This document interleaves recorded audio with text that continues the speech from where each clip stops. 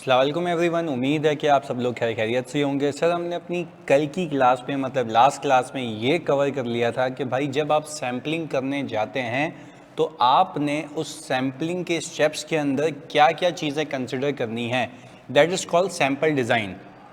मैंने सबसे पहले आपको चीज़ें सिखाई थी कि you need to determine the purpose and the population. Purpose का मतलब ये होता है कि भाई वेदर आप सैम्पलिंग टेस्ट ऑफ कंट्रोल के लिए करने जा रहे हैं या टेस्ट ऑफ डिटेल के लिए करने जा रहे हैं। दूसरी चीज़ मैंने आपको ये कही थी कि भाई वंस यू हैव डिसाइडेड कि टेस्ट ऑफ कंट्रोल के लिए करने जा रहे हैं, टेस्ट ऑफ डिटेल के लिए करने जा रहे हैं, तो पॉपुलेशन क्या है, सेल्स, रिसीवेबल, एक्सपेंसेस, कौन सी पॉपुलेशन को आप कंसिडर करेंगे, that should be appropriate, otherwise आपकी सैम्पलिंग गलत होगी। फिर मैंने आपको कहा था आप ये समझ लें कि भाई डेविएशन का मतलब क्या होता है, मिसस्टेटमेंट का मतलब क्या होता है। फिर मैंने आपको ये सिखाया था कि भाई अगर आप ये समझ गए डेविएशन क्या होती है, मिसस्टेटमेंट क्या होती है, तो आप निकाल लें टॉलरेबल रेट ऑफ डेविएशन।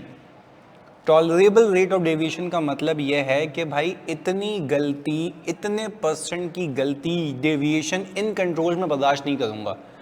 मैंने बेसिक एग्जांपल दी थी कि आपने अगर कोई 10 का सैंपल सेलेक्ट किया और उसमें से एक गलती निकली तो आप कहेंगे कि भाई मेरे सैंपल में 10% की डेविएशन है, 10% की डेविएशन है।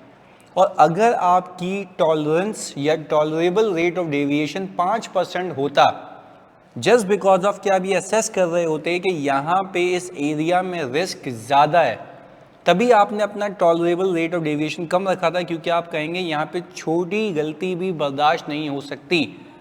अगर वहाँ पे कंट्रोल मिनिमल सा भी इससे ऊपर डेविएट किया तो मैं कंट्रोल्स पर रिलाय नहीं करूँगा और टेस्ट ऑफ डिटेल में ज़्यादा काम करूँगा।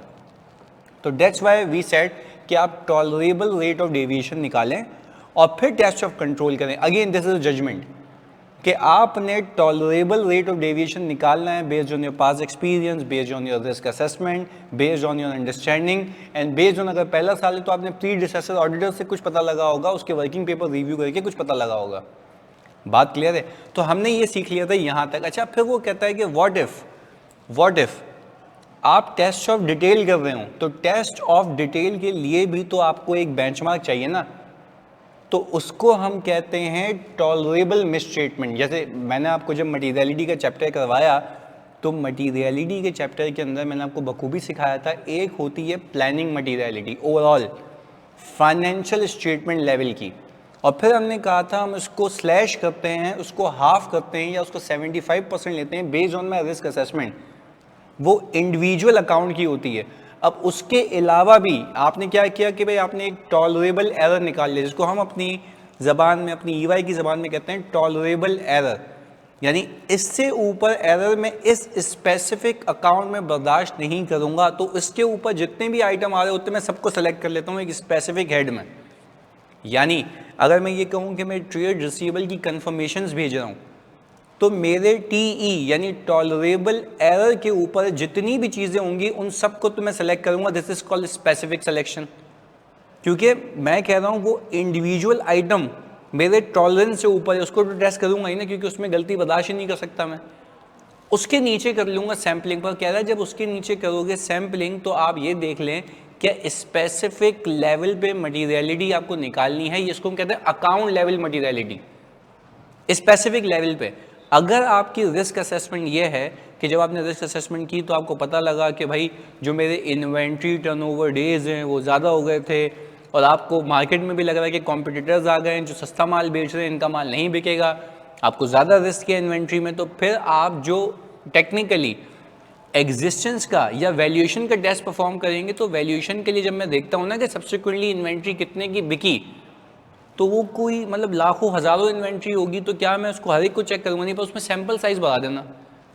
पर वहाँ पे अपना जो टॉलरेबल मिसस्टेटमेंट का लेवल है वो कम रखना है, क्योंकि आपने कहा अगर इतनी सी भी यहाँ पे गलती हुई तो it will be considered as a misstatement, it will be considered as a misstatement. तो आपने जैसे टॉलरेबल रेट ऑफ डेविएशन निकाला था, वहाँ पे रेट निकाला था, यहाँ पे अमाउंट निकलती है। यहाँ पे क्या निकलती है? अमाउंट निकलती है, जिसको मैं कहता हूं डिटरमाइन कर लें टॉलरेबल मिसस्टेटमेंट। यानी इस हेड के अंदर छोटी से छोटी गलती भी मटेरियल कंसिडर की जाएगी। पर मैं अगेन कह दूं, इसका हरगिज मतलब ये नहीं है कि आप ऑल टुगेदर अपने ओपिनियन को मॉडिफाई कर देंगे। जब आप प्रोजेक्शन करेंगे, प्रोजेक्शन की बात कर रहा हूं, जैसे मैंने आपको पिछली क्लासेस में सिखाया था कि आपके सैंपल में गलती निकली, आप प्रोजेक्ट करके उसको कंपेयर करेंगे यहां से, तो आप बोलेंगे कि भाई ये मेरे लिए टॉलरेबल नहीं है, आप उसको सही करें, पर again this is the below materiality level, वो मटीरियलिटी से कहीं नीचे है। उस एग्जाम्पल में मैंने मटीरियलिटी रखी थी, पर आज मैं उसको आपको बता रहा हूँ स्पेसिफिक अकाउंट लेवल की बात, क्योंकि जहां पे रिस्क ज्यादा है वहां पे बोलते हैं भाई मैं इतना टॉलरेट नहीं कर सकता, this is my tolerable level of misstatement. यानी हम कहते हैं जो भी चीज मेरी टॉलरेबल एरर से ऊपर जाती है, this becomes very risky and this might approach our planning materiality, यानी ओवरऑल मटीरियलिटी। तभी मैं कहता हूं कि भाई इतना तो मैं टॉलरेट ही नहीं करूंगा, तो वो कहता है हर हेड में यूजुअली, जैसे हम ईवाई में करते हैं, मैंने आज तक जितने भी ऑडिट किए मैंने स्पेसिफिक लेवल मटीरियलिटी कभी नहीं निकाली, क्योंकि हम हमेशा टॉलरेबल एरर से कंपेयर कर रहे होते हैं। अच्छा, हम कहते हैं कि भाई जब टॉलरेबल एरर मेरा इतना है तो मेरे किसी अकाउंट हेड में टीई से ऊपर गलती नहीं होनी चाहिए स्पेसिफिक। तो जब टीई से ऊपर गलती नहीं होगी तो कोशिश ये होती है हमारी, कभी हम इसको क्रॉस नहीं करने दें तो हमारी मटीरियलिटी तक वो पहुंचता नहीं है। पर again this is your risk assessment, हम तो किताब में सब चीज़ें पढ़ रहे हैं। अगर आपको लगे प्रैक्टिकल लाइफ में कि आपको स्पेसिफिक अकाउंट लेवल की मटीरियलिटी अलग से निकालनी है तो बिस्मिल्लाह निकालें, मसले वाली बात नहीं। पर अगेन सिंपल कॉन्सेप्ट क्या है, मटीरियलिटी, टॉलरेबल एरर, उसका 50%, उसका 75%, तो वो हर एक अकाउंट के लिए एप्लीकेबल हो जाती है। फिर उसके ऊपर हम ये देख रहे होते हैं, ऑडिट पर्सपेक्टिव से बता रहा हूँ, कि इस टीई के ऊपर जितने अकाउंट ऐड होते हैं, पीपी हो गया, कैश एंड बैंक हो गया, रिसीवेबल्स हो गया, इन्वेंट्री हो गया, वो सब चेक होंगे। फिर उस अकाउंट के अंदर जाके देखता हूं, लेट्स से मैंने इन्वेंट्री पिक की, अब मेरा जो टॉलरेबल एरर है वो क्या होता है, पहले तो मटीरियलिटी निकालता हूं। मटीरियलिटी कैसे निकालता हूं, प्रॉफिट बिफोर टैक्स का 5%, सही है, मैंने कहा लेट्स से वो आ गया 1 मिलियन, प्रॉफिट बिफोर टैक्स का 5% निकाला, वो कितना आ गया 1 मिलियन। 1 मिलियन को मैंने 50% के कितना हो गया 5 लाख रुपए। मैंने कहा 5 लाख रुपए मेरा है टॉलरेबल एरर। अब मैं देखूंगा मेरे जितने भी अकाउंट्स फाइनेंशियल स्टेटमेंट्स में इस टॉलरेबल एरर से ऊपर, लेट से मैंने फाइनेंशियल्स में देखा मेरी इन्वेंट्री आ रही है कोई 10 मिलियन की और ये मेरा कोई है 5 मिलियन, बात समझिएगा, ये मेरा कितना है 5 लाख रुपए, तो 5 लाख रुपए से तो ऊपर है ना, तो मैंने कहा ये मेरा एक सिग्निफिकेंट अकाउंट है, इसको तो वेरीफाई करूंगा, ऑडिट करूंगा डिटेल में।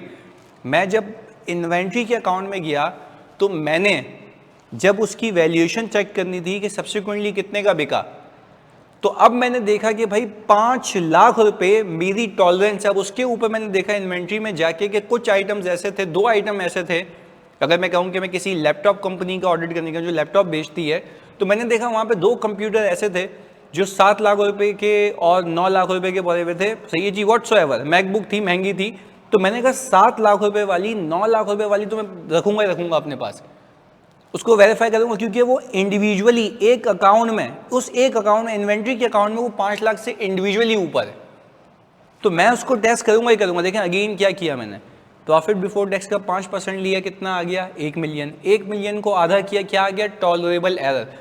इस अमाउंट को मैंने हर एक अकाउंट से कंपेयर किया, वही ऑडिट वाली कहानी सिखा रहा हूँ, सैम्पलिंग्स अभी कनेक्ट करता हूँ। मैंने कहा इस 5 लाख रुपए को मैंने हर एक हेड से कंपेयर किया, जो भी हेड इस 5 लाख रुपए से ऊपर है वो मेरे लिए मटीरियल हेड है। क्यों, क्योंकि भाई इसके ऊपर तो टॉलरेंस ही नहीं है ना। तो मैंने देखा इन्वेंट्री कितने की आ रही है 10 मिलियन की, मेरी टॉलरेंस कितनी है 5 लाख रुपए, तो मैंने कहा भाई टॉलरेबल एरर 5 लाख रुपए, इन्वेंट्री 10 मिलियन की पड़ी है, तो वो तो इंडिविजुअली बहुत सिग्निफिकेंट है। मैं इन्वेंट्री के अकाउंट में चला गया, इन्वेंट्री के अकाउंट में 10 मिलियन की इन्वेंट्री का जब ब्रेकअप देखा, उसमें एक 7 लाख रुपए का लैपटॉप है, एक 9 लाख रुपए का लैपटॉप है। मैं कह रहा हूँ ये इंडिविजुअली, एक एक इन्वेंट्री इंडिविजुअली मेरे लिए बहुत मटीरियल है। तो मैंने 7 लाख रुपए की एनआरवी टेस्टिंग तो की, 9 लाख रुपए वाली की भी एनआरवी टेस्टिंग की, क्योंकि वो तो कॉस्ट रिप्रेजेंट कर रही है, मैंने देखना सब्सिक्वेंटली बिका कितने का या उसकी मार्केट प्राइस कितनी चल रही है। तो मैंने देख लिया यार लोअर ऑफ कॉस्ट एनआरवी पे है, पर जो बाकी इन्वेंट्री बच गई 1 लाख 2 लाख 1.5 लाख 50,000 ऐसे, तो वो सब कर करा के मिल के 10 मिलियन बनेगा ना, तो क्या उसको वेरीफाई नहीं करूँगा, उसके लिए सैम्पलिंग करूँगा। पर सैम्पलिंग के लिए अगेन मेरे लिए कंपेरेबल थ्रेशोल्ड क्या होगा, कंपेरेबल थ्रेशोल्ड होगा टॉलरेबल मिसस्टेटमेंट। बात क्लियर है? तो खैर चलिए सर, हमने ये बात समझ लिया, this is a sort of individual level materiality, that's it, इतनी सी बात है। अकाउंट हेड की मटीरियलिटी है जिस पे आप टॉलरेंस नहीं करेंगे। अगेन जो गलतियां होती जाती हैं, आप सम अप करते जाते हैं, वो गलतियां सम अप होती हैं कहाँ पे सर, अनकरेक्टेड मिस स्टेटमेंट की समरी में, यानी हम एक फाइल बनाते हैं जिसको हम कहते हैं सम ऑफ अनकरेक्टेड मिस स्टेटमेंट, यानी जिस जिस हेड में जो जो गलती होती है इसको जमा करते जाते हैं।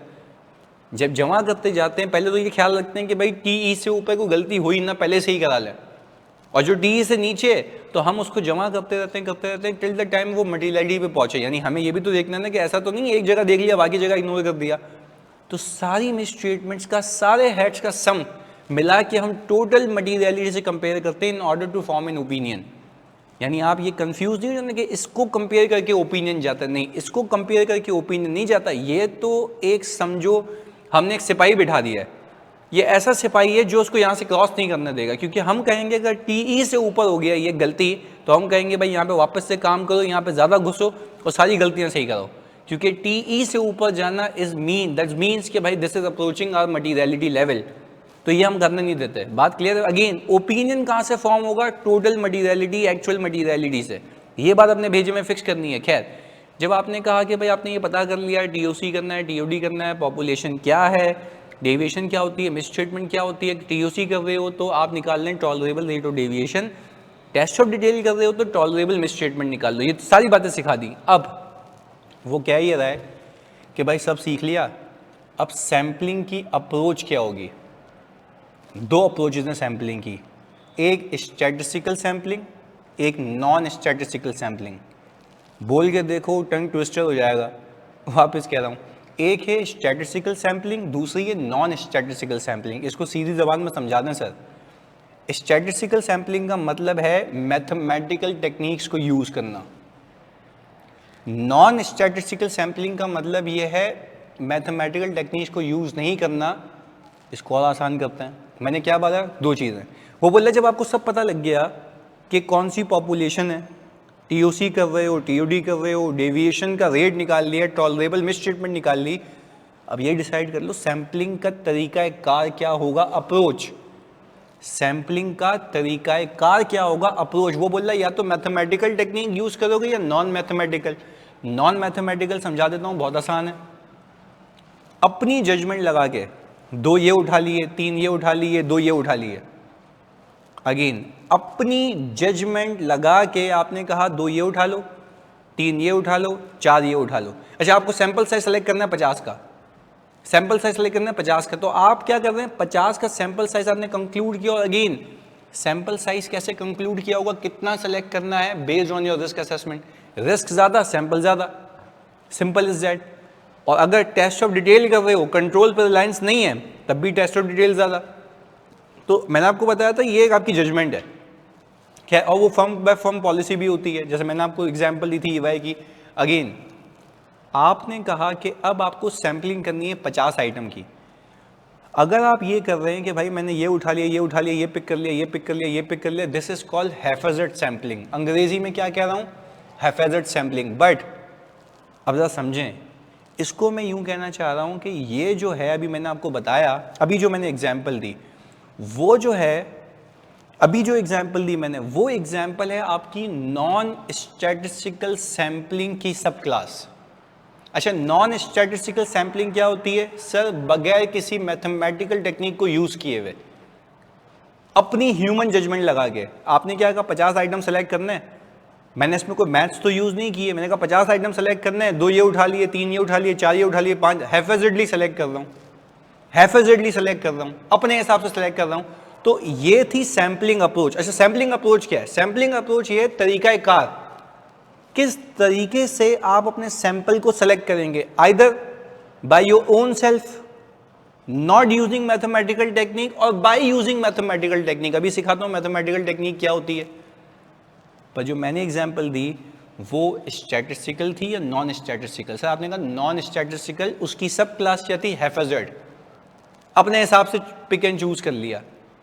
पर जब अपने हिसाब से पिक एंड चूज करोगे तो उसके अंदर ह्यूमन बायसनेस आती है। क्या आती है? Human biasness. अब मैं आपको बताता हूँ ह्यूमन बायसनेस क्या होती है। ह्यूमन बायसनेस का मतलब है, मैं आपको एक एग्जांपल देता हूँ। हमारे एक जूनियर ऑडिट करने गया, सही जी, और वो तो मेरे को क्लाइंट नहीं बताया, खैर वो तो दोस्त था मेरा। हमारे जूनियर ऑडिट करने गया, तो जूनियर ऑडिट करने जाता है और जूनियर बोलता भाई ये 50 का सैंपल है। तो उसने कहा कि भाई 50 का सैंपल तुमने कैसे सेलेक्ट किया? सामने क्लाइंट पूछ रहा है। तो बच्चे ने कहा कि यार सर जो सामने सामने था ना, बस मैंने उसमें से तीन चार करके उठा लिया, कौन इतनी लंबी लिस्ट देखे, मैंने कहा यही दे दो मुझे। अच्छा, तो उसने तो रिस्क असेसमेंट की धज्जियाँ उड़ा दी। उसमें वो देखता ना लार्ज अमाउंट कौन सी हैं, अनयूजुअल डिस्क्रिप्शन जिसमें आ रहा है वो कौन सी हैं, तो वो तो सिलेक्ट करता ही करता। पर उसने क्या किया, बायस होके, कि उसको टाइम नहीं ज़ाया करना पड़े, अपने हिसाब से जो करीब करीब है वो उठा लिया। अच्छा, फिर मेरे दोस्त ने पूछा उससे कि यार तुम वाकई बस यही रीज़न है ये सिलेक्ट करो। उसने बोला नहीं, देखें जो आपका पॉलिसी है, क्लाइंट को कह रहा है, बोला आपकी पॉलिसी ये है कि आपकी 1 महीने पुरानी इन्वॉइसेस, बेसिकली वो सेल्स को वेरीफाई कर रहा था, वो बोला आपकी 1 महीने पुरानी इन्वॉइसेस गोडाउन चली जाती हैं, और आपका गोडाउन है कोरंगी में जहाँ पे ये रिकॉर्ड्स मेंटेन होते हैं, अब वहाँ पे ले जाते हैं। तो वो बच्चा कह रहा है कि यार मैं अगर 1 महीने पुरानी इन्वॉइस सेलेक्ट करूँगा तो मुझे आपके गोडाउन जाना पड़ेगा, कौन जाएगा इतनी गर्मी में। बायस हो गया, वो तमीज़ से ऑडिट नहीं किया, 1 ही महीने में से चर्सी सेलेक्ट कर रहा है। बल्कि in sampling each and every item should have equal chance of selection, पर इसमें भी इक्वल चांस ऑफ सिलेक्शन था, बट बायसनेस आ गई। मैं ये तो नहीं कह रहा कि सेलेक्ट नहीं कर सकता था, वो कर रहा था ना, पर बायसनेस आ गई। बात क्लियर है। तो उसे समझने की बात यह है कि जब आप नॉन स्टैटिस्टिकल सैम्पलिंग को यूज़ करते हैं तो वो एक सैम्पलिंग का तरीका है, पर उसकी सब क्लास जो है हैफेज़र्ड सैम्पलिंग है। अपनी पसंदीदा चीज़ उठा लो हैफेज़र्डली, बगैर किसी सोच समझ और तहजीब के। बात क्लियर है। तो सर आप क्या कहते हैं, अच्छा क्या होगा? सर मैं तो कहूँगा स्टैटिस्टिकल सैम्पलिंग अच्छा है, मैथमेटिकल टेक्निक को यूज़ करके। अच्छा, मैथमेटिकल टेक्निक है क्या? हम कंप्यूटर सिस्टम को बोलते हैं, हमारे पास तो सैम्पलिंग के सॉफ्टवेयर है ना, हम कंप्यूटर सिस्टम को बोलते हैं कि कंप्यूटर भाई मुझे इन 200 आइटम में से खुदा के वास्ते 50 चीज़ें निकाल दो। वो पता है क्या करता है? वो 200 आइटम में से पहला अपने हिसाब से पिक करेगा, उसको मल्टीप्लाई बाय 2 करेगा, -1 करेगा, तो वो नंबर निकाल के तुम्हें दे देगा। इसमें क्या तुमने दिमाग लगाया या सिस्टम ने रैंडमली तुम्हें सेलेक्ट करके दे दिया using mathematical technique? Sir using mathematical technique system ने किया। सिस्टम ने क्या किया? पहला पिक किया, इसमें +2 किया, तीसरा दे दिया, मल्टीप्लाई बाय 3 के जो आंसर आया वो वाला दे दिया। यानी इसको जब तक करके नहीं दिखाऊंगा तब तक मजा नहीं आएगा। हम किसकी बात कर रहे हैं अभी? स्टैटिस्टिकल सैम्पलिंग की मैथमेटिकल टेक्निक जो तुम्हें कंप्यूटर बताएगा। आइए जी देखते हैं। मैंने कहा ये आपके सामने डेटा है, सीरियल नंबर ये मैंने लिख दी यहाँ पे। मैंने कहा कितनी इनवॉइसेस हैं? 200 देखिएगा यहाँ पे, ये 200 इनवॉइसेस हैं तुम्हारे सामने, सही है जी। और मैंने कहा ये इनवॉइस नंबर लिख दिया मैंने, सीक्वेंशली नंबर्ड हैं 1 to 544 तक। अब अगर इसमें से मैं बोलूँ 2 ये दे दो, 3 ये दे दो, 4 ये दे दो, तो this is not mathematical technique, ये अपने दिमाग से बोलना, दिस इज हैफेज़र्ड, नॉन स्टैटिस्टिकल। पर मैंने अगर यहाँ पे कंप्यूटर साहब को ये बोला कि भाई मुझे एक फॉर्मूला लगाने आता है, मैं कह रहा हूँ रैंडम बिटवीन 1 से लेके, सही है, 200 आइटम पे, ये सीरियल नंबर है ना। अच्छा देखो, कंप्यूटर को ये नहीं पता कि सीरियल नंबर पे कौन सी इनवॉइस आ रही है, वरना तो वो अप्रोप्रिएटली पिक कर लेगा ना। अगर मैं कहूँ यहाँ पे इनवॉइस नंबर डाल दूँ, मैं इसको मैं डिलीट करूँ और यहाँ पे वैल्यू डाल दूँ, सही है, यहाँ पे वैल्यू डाल दूँ, और मैंने कहा ये वैल्यू आ रही है इनवॉइस की, और मैंने इसको ये किया, ये अमाउंट्स आ गई, सही है। और फिर मैंने क्या किया, इसको 90% करना शुरू किया, सही है, एंड सो ऑन। मैंने कहा कि भाई चलें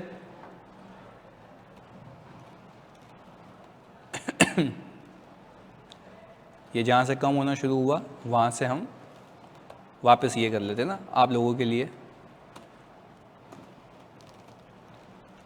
ये आ गया। अच्छा, मैं जब टोटल सेल्स के लेजर में जाता हूँ मेरे बच्चों, ये तो मिलियंस में चला गया भाई, हमने कहा ये 1.01 हो गया,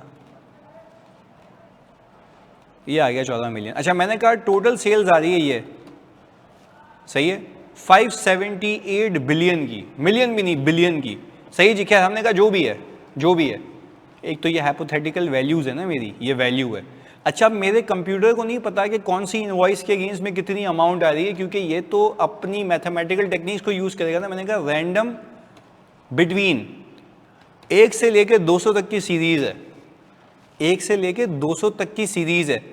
इसने बोला पहला 85 उठा लो। अच्छा, मैंने कहा दूसरा, उसने बोला 51। अच्छा, बात समझिएगा, ये क्या हुआ 51। मैंने क्या किया, ऐसे उसको ड्रैग कर दिया, कहाँ तक, 50 तक। अब इसने क्या किया, बात समझिएगा, इसने क्या किया, इसने बोला 129 पे जो इनवॉइस आ रही है वो उठा लो, 125 पे जो आ रही है वो उठा लो, 44 पे जो आ रही है वो उठा लो। मैं 44 पे गया, 44 नंबर पे, क्योंकि मैंने सबसे पहले इसको असेंडिंग ऑर्डर में डिसाइड किया। असेंडिंग ऑर्डर का मतलब है छोटे से बड़े पे गया हूँ मैं, ऐसा ही है। तो मैंने कहा कि 44 नंबर पे जाके देखा मैंने, तो 12388 आ रही है। अब मुझे नहीं पता ये किसको बेचा है माल, क्या हुआ है, बट ये कि खैर इसने मुझे रैंडमली पिक करके दे दिया। इसने मुझे बोला 111 वाली भी उठाओ, 110 वाली भी, 158 वाली भी और 109 वाली भी। तो खैर अगर मैं ये कहूँ कि 109 पे कौन सी आ रही है, वो ये रही। तो इसने ये कैसे निकलता है ये बता रहा हूँ। इसने क्या किया, पहला पिक किया, मल्टीप्लाई किया, डिवाइड किया, प्लस किया, जो भी मैथमेटिकल टेक्निक्स को रैंडमली तुम्हें पिक करके दे दिया। This is what we call statistical sampling using mathematical techniques.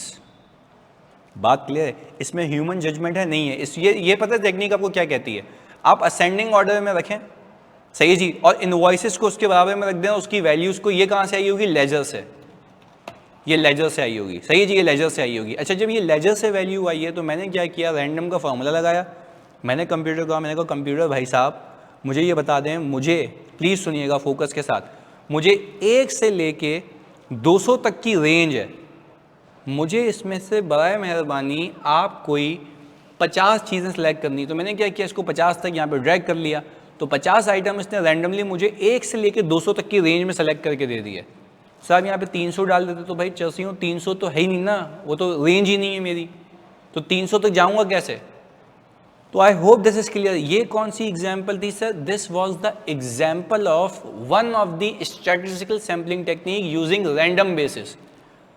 Randomly कुछ भी सिलेक्ट करके दे दो यूजिंग मैथमेटिकल टेक्निक। यानी आपको दोनों में फर्क समझ आ गया। एक, मैं खुद दिमाग लगाऊं हैफेजर्डली, दूसरा मैं ये बोल दूं कंप्यूटर को कि भाई मुझे तो रैंडमली कुछ भी पिक करके दे दे, बट यूजिंग मैथमेटिकल टेक्निक। ये बहुत कॉम्प्लेक्स एरिया, तभी मैं तुम्हें करके दिखा रहा हूँ। सॉफ्टवेयर खोलता तो तुम बोलते कि सॉफ्टवेयर में डाल दिया निकाल दिया, पर तुम्हें एक्सेल पे करके दिखा रहा हूँ, तो कि तुम भी कभी करना चाहो तो करके देख लेना।